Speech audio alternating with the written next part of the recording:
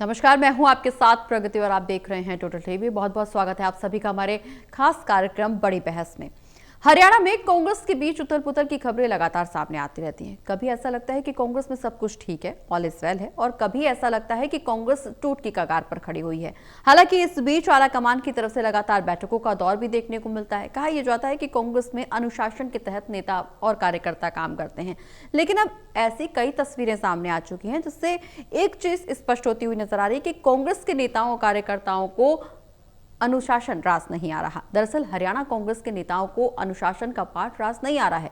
कांग्रेस आलाकमान के अनुशासन नीति पर कांग्रेसी नहीं चल रहे हैं। हरियाणा के प्रभारी बीके हरिप्रसाद ने नेताओं को कुछ निर्देश दिए थे।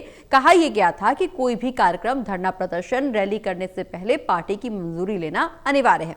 बीके हरिप्रसाद के निर्देश का पार्टी के अंदर ही कुछ नेता उल्लंघन कर रहे हैं, विरोध जता रहे हैं। विरोध करने वाले कुछ नेता निर्देश में बदलाव की मांग भी कर रहे हैं। विरोध करने वाले नेताओं का कहना है कि अनुशासन का पाठ उनको जो सिखाया जा रहा है उस पर ही सवाल जवाब खड़े कर दिए हैं। प्रदेश अध्यक्ष राव नरेंद्र सिंह ने पार्टी के नेताओं को पत्र जारी कर दिया है। प्रदेश के सभी नेता पार्टी प्रभारी के निर्देशों का पालन करें। कुल मिलाकर के एक बार फिर से कांग्रेस के अंदर अंतरकलह, एकजुटता की कमी देखने को मिल रही है। सवाल यह है कि जब कांग्रेस में एकजुटता की कमी है, अंतरकलह की स्थिति बार बार निकल करके सामने आ रही है, तो आखिर बीजेपी पर किस नीति के तहत, किस स्ट्रेटेजी के तहत हमलावर होते हुए कांग्रेसी नजर आते हैं। कांग्रेस का साफ तौर पर दावा है कि बीजेपी के नेताओं में कहीं ना कहीं अंतरकलह है और यही वजह है कि वो पार्टी उनके मुकाबले के लायक नहीं है। लेकिन जिस तरह की तस्वीरें कांग्रेस पार्टी के नेताओं के सामने आती हैं, वो कहीं ना कहीं सवालों के घेरे में खुद पार्टी को खड़ा करती हैं। सवाल जवाब का सिलसिला शुरू करेंगे क्योंकि तमाम सवाल खड़े हो रहे हैं कि कांग्रेस नेता तमाम दावे जरूर करते हैं, लेकिन जो उनके दावे हैं वो हकीकत से बिल्कुल उलट है। सवाल जवाब के सिलसिले को शुरुआत करेंगे और जिस तरह से कांग्रेस की रणनीति है वो एक अलग चर्चा का विषय बनी हुई है। आज की चर्चा इसी मुद्दे पर करेंगे कि आखिर कांग्रेस की रणनीति है क्या, कांग्रेस किस स्ट्रेटेजी के तहत प्रदेश में राजनीति करना चाहती है और कांग्रेस की राजनीति से प्रदेश की राजनीति कितना प्रभावित होती है। क्या वाकई बीजेपी कांग्रेस की राजनीति से प्रभावित होती है? आज की चर्चा इसी मुद्दे पर होगी।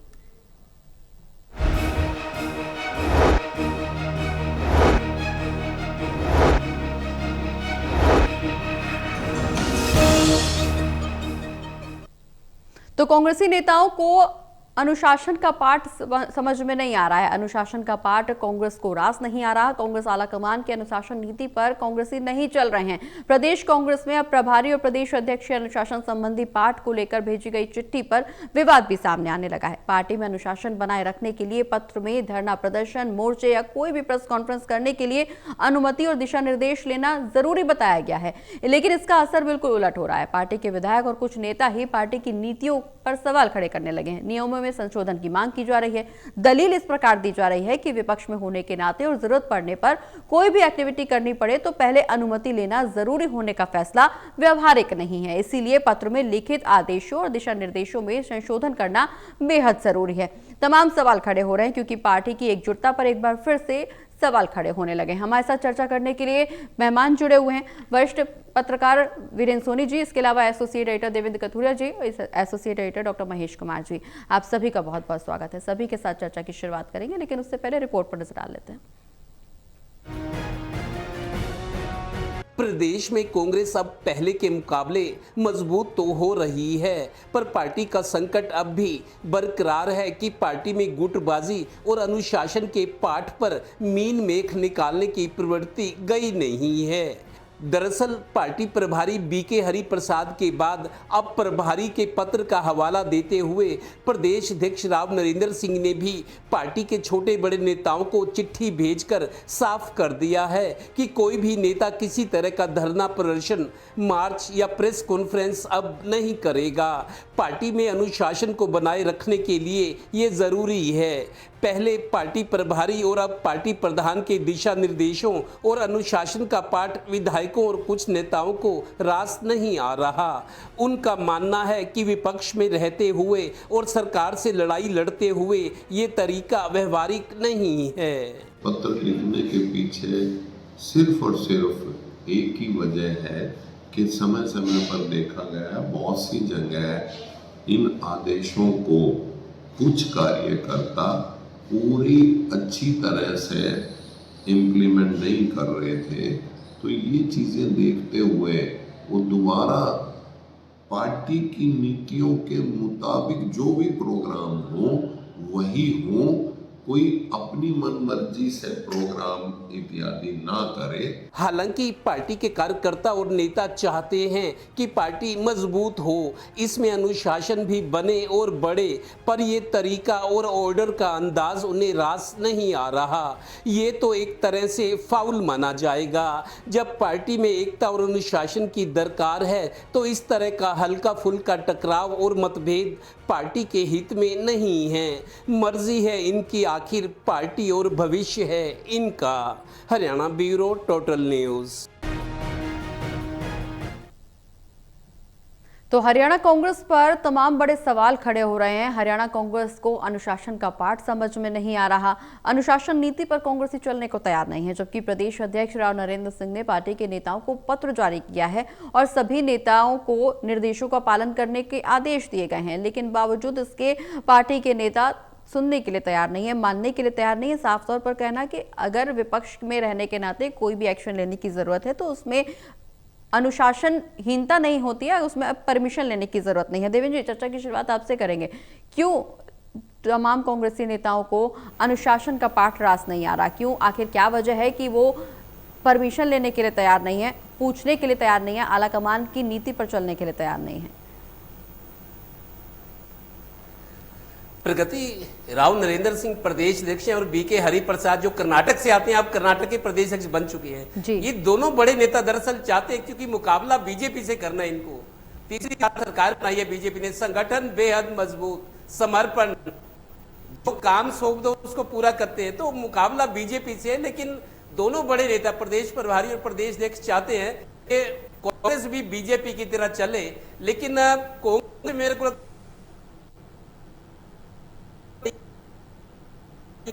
जो बड़े नेता है अपने आप को वो समझते हैं कि पार्टी की ताकत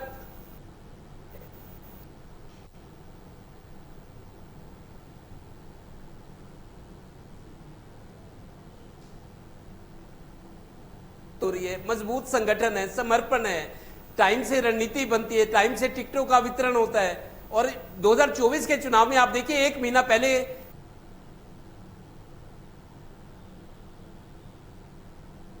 जब सुबह लास्ट दिन नामांकन की आधी रात तक पे विवाद ज्यादा था। 20 दिन पहले, महीना पहले टिकट बांट देते, एक राउंड भी पूरा कर चुके अपने विधानसभा का, और कांग्रेस पीछे गई।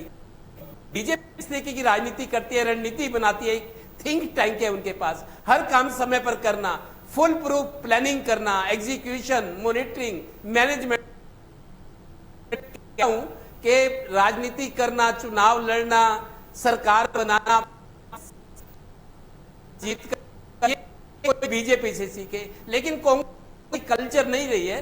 कांग्रेस जिस तरीके की राजनीति करती आ रही है, अपने आप को जमाने के मुताबिक, जरूरतों के मुताबिक बदल नहीं पा। कुछ नेताओं का मेरे को लगता है उनका अहम है, उनकी ईगो है उनको, कि हमारे को कोई क्यों कुछ कहेगा, वो जरूरत नहीं समझते।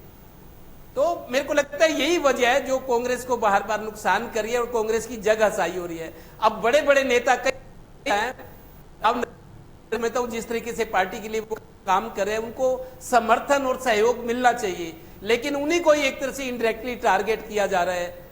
विधायक कह रहे हैं, विधायक, और विधायक आशीर्वाद किसके पीछे जाते हैं? इसमें कि पार्टी को मजबूत किया जाए। पार्टी लड़ने लायक है, लेकिन लड़ती हुई दुर्भाग्य, संकट है। कोई भी क्रिया होती है, अच्छा कदम उठाया जाता है, उसकी। ठीक है, ठीक है। देवेंद्र जी, आपकी आवाज हम तक नहीं पहुंच रही है। महेश जी का रुख करेंगे। महेश जी, जिस तरह से हरियाणा कांग्रेस में उठापटक की स्थिति बनती हुई हम हमेशा देखते हैं, अब ऐसे में जो कांग्रेसी नेताओं का साफ तौर पर अनुशासन पर बड़ा सवाल है, अनुशासन के मुद्दे पर कांग्रेस नेता खुद अपनी पार्टी की ही नहीं मान रहे हैं, क्या वजह है? क्या वाकई ईगो क्लैशेस की वजह से पार्टी में अनुशासनहीनता देखने को मिल रही है, या फिर कांग्रेस के नेता आलाकमान के वर्चस्व को ही चुनौती देने में जुटे हुए हैं? क्या वजह है कि कांग्रेसी नेताओं में अनुशासनहीनता देखने को मिल रही है और अनुशासन के मुद्दे पर जो नियम कायदे कानून बनाए जा रहे हैं उसको भी दरकिनार करते हुए नजर आ रहे हैं? देखिए प्रगति, साफ तौर से बात तो कही जा सकती है कि केंद्रीय नेतृत्व जो कांग्रेस पार्टी का वो बेहद कमजोर हो चुका है और यही वजह कि निरंकुश हरियाणा प्रदेश के जो तमाम कांग्रेसी नेता हैं और नेताओं के साथ साथ दरअसल यहाँ राहुल गांधी आकर कांग्रेस पार्टी, अखिल भारतीय कांग्रेस पार्टी ढूंढ रहे थे, लेकिन यहाँ पर अखिल भारतीय कांग्रेस पार्टी या हरियाणा प्रदेश कांग्रेस कमेटी नहीं है। यहाँ पर तो अलग अलग नेताओं के गुट हैं। कुछ लोग कुमारी शैलजा के साथ हैं, कुछ भूपेंद्र सिंह हुड्डा के साथ हैं, कुछ कैप्टन अजय यादव के साथ हैं, कुछ रणदीप सिंह सुरजेवाला के साथ है। राहुल गांधी जिस कांग्रेस को हरियाणा में ढूंढ रहे थे वो कांग्रेस हरियाणा में एग्जिस्ट नहीं करती, उसका कोई वजूद नहीं है। अब दो टू की बात कही जा सकती है कि भूपेंद्र सिंह हुड्डा के समर्थकों को कोई फर्क नहीं पड़ता कि जो है कुमारी शैलजा के समर्थक नाराज हों या रणदीप सिंह सुरजेवाला के समर्थक नाराज हो जाएं, कैप्टन अजय यादव खुद नाराज हों, उनके समर्थक नाराज हों, कोई फर्क नहीं पड़ता। वो ये सुनिश्चित करें कि भूपेंद्र सिंह हुड्डा नाराज नहीं हो, भूपेंद्र सिंह हुड्डा जो इशारा करें वो काम पूरा होना चाहिए। पार्टी का चाहे जो भी हश्र हो, पार्टी का चाहे कितना भी नुकसान हो जाए, और इसी वजह से जीती बाजी कांग्रेस पार्टी हार गई। बहुत बड़ी संभावना इस बार 2024 के विधानसभा चुनाव में पार्टी के लिए लोग देख रहे थे, राजनीति के जानकार देख रहे थे, राजनीति के रणनीतिकार देख रहे थे कि कांग्रेस पार्टी प्रबल संभावनाओं के साथ खड़ी है, लेकिन उन तमाम संभावनाओं को खुद कांग्रेस पार्टी के रणनीतिकारों ने खत्म होते देखा, जमींदोज होते देखा, नेस्तानाबूद होते देखा। और वो क्या था? वो ये था कि आपने कुमारी शैलजा को इस कदर नाराज कर दिया कि गैर जाट वोटर और खासकर अनुसूचित जाति से संबंध रखने वाले वोटर जो कि लोकसभा चुनाव में लंबी कतारों में कांग्रेस पार्टी को करने के लिए खड़े थे, वो विधानसभा चुनाव आते आते भारतीय जनता पार्टी की कतारों में लग गए और बीजेपी को वोट कर रहे थे। तो ये मानकर चलिए कि केंद्रीय नेतृत्व इतना कमजोर है कि वो हरियाणा में अपनी मर्जी से पार्टी को मजबूत करने की चाहे जितनी कोशिश कर ले, तमाम कोशिशें नाकाम हो जाती हैं। कोई नई बात नहीं है, बीते 15 सालों से देखें या उससे भी एक दशक पीछे आप चले जाएं तो संगठन के नाम पर तो कुछ कांग्रेस पार्टी के पास था नहीं, और कांग्रेस पार्टी की तरफ से घोषणाएं की गई, कुछ नाम जो है वो जाहिर कर दिए गए। ये कहा गया कि संगठन बन चुका है, जिलाध्यक्ष बन चुके हैं। देखिए जिलाध्यक्ष तो बन चुके हैं, लेकिन उसका कितना फायदा कांग्रेस पार्टी को मिला हमने निकाय चुनाव में देखा, नगर निगम चुनाव में देखा, कितना फायदा कांग्रेस पार्टी उठा पाई।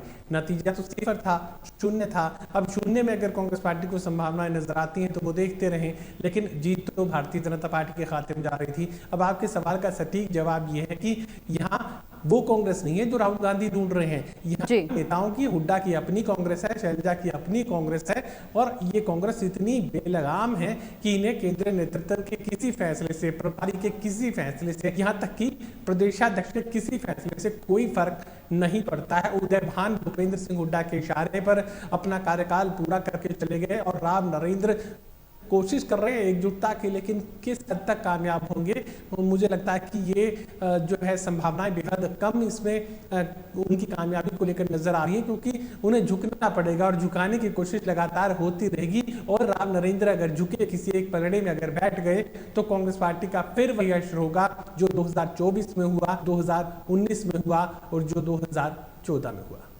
बिल्कुल सोनी जी, अनुशासनहीनता कहें, गुटबाजी कहें या बेलगाम कहें या आलाकमान को चुनौती दें, अंतरकलह कहें, ये तमाम वो मुद्दे हैं, तमाम वो शब्द हैं जो इस वक्त कांग्रेस को पूरा करने के लिए इस्तेमाल किए जाते हैं। अगर इन्हीं शब्दों के इर्द गिर्द कांग्रेस पार्टी का वर्चस्व घूमता है तो कैसे विपक्ष में बैठ करके सरकार को चुनौती दी जाएगी? क्योंकि विपक्ष एक बहुत बड़ा मजबूत संगठन होता है जो सरकार को जनता के तमाम हितों से अवगत कराता है और जनता के हितों के लिए लगातार आवाज उठाता है। जब अपने आप में ही, अपने ही घर में कलेश मचा रहेगा तो दूसरों का भला कैसे किया जाएगा? देखिए, विपक्ष में, कांग्रेस में लोगों की काफी अपेक्षाएं हैं, लेकिन कांग्रेस उन अपेक्षाओं पर खरा नहीं उतर रही जी। खरा इसलिए नहीं उतर पा रही कि कांग्रेस संगठन में गुटबाजी तो है, पहले से ही है और रहेगी, इसमें कोई परिवर्तन आने वाला नहीं है। और कांग्रेस के नेता जो है, हर जो फैसला होगा उसको गुटबाजी के संदर्भ में शक्ति प्रदर्शन के रूप में देखा जाता है। अब हरियाणा प्रदेश कांग्रेस ने ब्लॉक अध्यक्षों की घोषणा की है, ब्लॉक अध्यक्ष बनाए गए हैं, तो सब उसको इस नजरिए से देखेंगे कि उस गुट के, हुड्डा गुट के कितने समर्थक आए हैं, शैलजा गुट के कितने समर्थक आए हैं, सुरजेवाला कितने समर्थक हैं। मतलब पार्टी के दृष्टिकोण से नहीं देखा जाता, भाई जिनका पार्टी के प्रति समर्पण है, निष्ठा है, त्याग है, वो नहीं देखा जाता। मतलब गुट से देखा जाता है, किस गुट को कितना प्रतिनिधित्व मिला। तो ये जो स्थिति बनी हुई है, ये स्थिति में बदलाव तो आना नहीं है। और देखिए, भारतीय जनता पार्टी मजबूत है। भारतीय जनता पार्टी मजबूत है इसलिए कांग्रेस कमजोर है, या कांग्रेस कमजोर है इसलिए भारतीय जनता पार्टी मजबूत है? तो मतलब कांग्रेस तो कमजोर है ही है। अब कांग्रेस को एकजुट रखना है। देखिए, प्रदेश कांग्रेस अध्यक्ष ने अनुशासन के लिए परिपत्र जारी किया, अनुशासन होना चाहिए, इसमें कोई दो राय नहीं है। लेकिन आप विधायकों पर भी इस तरह की बंदिशें लगा देंगे। देखिए, कोई भी कार्यक्रम हो, या तो प्रदेश कांग्रेस कमेटी अपना लगातार कार्यक्रम घोषित करती रहे। कांग्रेस के कार्यक्रम होंगे तो कांग्रेस के कार्यक्रमों के अलावा दूसरे कार्यक्रमों को देखने का और किसी का ध्यान जाएगा नहीं। अब प्रदेश कांग्रेस की ओर से कोई कार्यक्रम नहीं आते हैं, तो ऐसे में देखिए, सक्रिय तो रहना है, नेताओं को भी सक्रिय रहना है, जनता में रहना है। और जो विधायक हैं उनको, जनप्रतिनिधियों को मतलब ये दिखाना है कि वो अपने इलाके की जनता से जुड़े हुए हैं, जो उनके मुद्दे हैं वो भी उठाने हैं। अब सोशल मीडिया काफी मजबूत है। अब उस सोशल मीडिया में अपने विचार भी व्यक्त करने हैं। अगर कोई मीडिया वाला उनसे पूछता है तो उसका जवाब भी देना है। तो उसके लिए ये तो नहीं कहेंगे कि हमने प्रदेश कांग्रेस अध्यक्ष से पूछना है या प्रदेश कांग्रेस से अनुमति लेनी है। तो अगर प्रदेश कांग्रेस का अपना अभियान जारी रहेगा तो कोई कारण नहीं है कि इस तरह की अनुशासनहीनता आए, जब प्रदेश कांग्रेस ही निष्क्रिय है। तो इसलिए अब मान लीजिए कुरुक्षेत्र के अंदर कार्यक्रम हुआ, युवा कांग्रेस की तरफ से प्रदर्शन था, मुख्यमंत्री के निवास का घेराव था, तो वहां दीपेंद्र हुड्डा थे। मतलब अगर युवा कांग्रेस का अगर कार्यक्रम था तो क्या इसके लिए प्रदेश कांग्रेस से अनुमति ली गई? क्या दीपेंद्र हुड्डा वहां गए तो क्या प्रदेश कांग्रेस के संज्ञान में था? या कुमारी शैलजा का कोई अभियान होता है, कोई संपर्क बैठक होती है, तो क्या प्रदेश कांग्रेस से पूछा जाता है? भारतीय जनता पार्टी में तो सब एकीकृत व्यवस्था है, केंद्रीकृत व्यवस्था है। जो प्रदेश भारतीय जनता पार्टी की ओर से कार्यक्रम जारी होता है, जो ऑब्जर्वर बनाए जाते हैं, तो विधिवत अभियान चलता है, विधिवत कार्यक्रम होते हैं। लेकिन कांग्रेस में तो ऐसा विधिवत कुछ है नहीं। तो कांग्रेस में गुटबाजी तो बनी है, वो बनी रहेगी, इसमें कोई परिवर्तन आने वाला नहीं है। लेकिन हाँ, ऐसा अनुशासन बने, अनुशासन इस सीमा में बने ताकि एक दूसरे के खिलाफ बयानबाजी ना हो। जन महत्व के मुद्दे तो कोई भी उठा सकता है, उठाने भी चाहिए, इस पर कोई रोक नहीं है, रोक होनी भी नहीं चाहिए।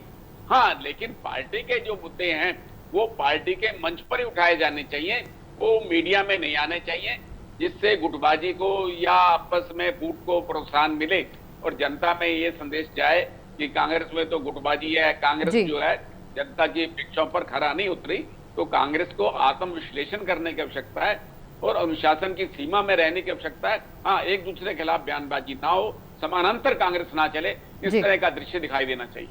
बिल्कुल, निश्चित रूप से कांग्रेस में अंतर्कलह की स्थिति कई बार सामने आ चुकी है, लेकिन अनुशासनहीनता भी अब जग जाहिर होती हुई नजर आ रही, क्योंकि कांग्रेसी नेताओं को अनुशासन का पाठ रास नहीं आ रहा। आगे क्या कुछ रणनीति होगी कांग्रेस की आला कमान की, कांग्रेस को संभालने के लिए, पार्टी को मजबूत करने के लिए, इस पर भी सबकी निगाहें टिकी हुई हैं। बहुत बहुत शुक्रिया आप सभी का चर्चा में शामिल होने के लिए।